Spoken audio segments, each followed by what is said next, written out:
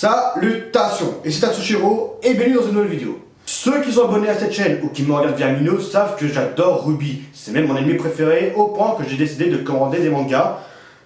Et encore, je les ai pas tous reçus.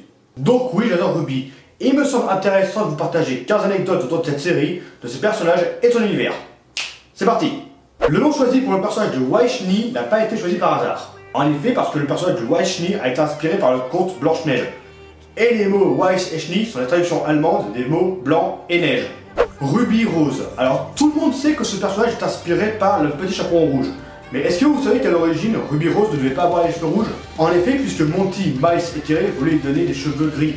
Sauf que le gris ne matchait pas avec sa couleur principale, le rouge. A l'origine, le personnage de Maria Calavera, apparaît pour la première fois dans le volume 6, devait apparaître bien plus tôt. A l'origine, elle devait apparaître initialement dans le volume 5, car elle était pensée pour être un des chasseurs que Crow cherchait pour défendre l'Académie d'Haven.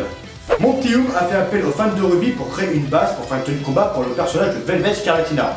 Et il se trouve que Monty et Cathy Ward, la doubleuse de Velvet, ont dû choisir une base parmi 1300 designs. Dans le volume 1, le personnage de Nora Valkyrie portait un nœud dans son dos, sauf que ce nœud a été retiré à partir du volume 2 car selon Monty ce nœud était une gêne pour animer le personnage. Après le décès de Monty en février 2015, Bruce Ortiz lui a rendu hommage dans le jeu Ruby Grim Eclipse. En effet, parce que dans l'une des zones du jeu, les développeurs ont créé un easter egg en formant la signature de Monty avec les herbes rouges et la terre de la zone. Et ce n'est pas le seul hommage que Bruce Ortiz a rendu à Monty puisque dans le premier épisode du volume 3, il y a un plan où on voit des oiseaux voler vers le soleil. Et sur un des arrêts sur l'image, ces oiseaux forment la signature de Monty. A l'origine, Blake Belladonna devait avoir des yeux hétérochromes, un œil jaune et un œil bleu, comme peut le témoigner le premier concept art du personnage créé par Monty Anecdote qui a été révélée récemment, le vrai nom du personnage du Néapolitan est Vanille Trivia.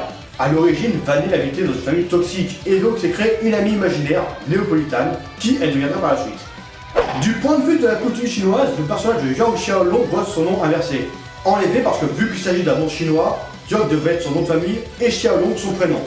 Et va justifier avec le fait que Renland soit un monde composé de cultures du monde réel. Le chara design du personnage de Emerald Chestray est inspiré de la reine Cléopâtre, reine qui a été maudite à cause de l'émeraude, d'où le nom Emerald.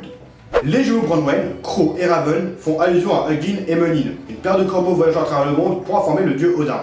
La carte du monde de Remnant a été créée d'une manière assez particulière. En effet, parce que Monty a créé la carte de Remnant en frottant un mouchoir sur lequel il avait mis du ketchup. Et quand il a déplié ce mouchoir, il a obtenu une base pour faire Remnant. Et d'ailleurs, on connaît bien les 4 royaumes ainsi que l'île de Ménagerie.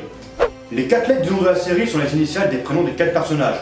Mais il s'agit également des initiales de leur couleur, à savoir le rouge, le blanc, le noir et le jaune. Et voici ce qui conclut cette courte vidéo.